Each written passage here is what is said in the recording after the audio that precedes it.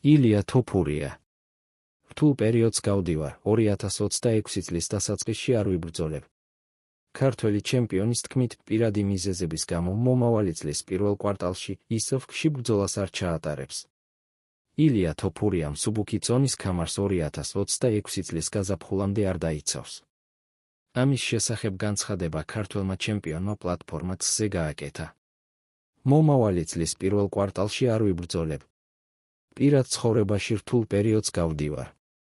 მინდა ყურადღება ჩემ შვილებზე გავამახვილო და სიტუაცია რაც შეიძლება მალე მოვაგვარო. არ მსურს დივიზიონი შევაყოვნო.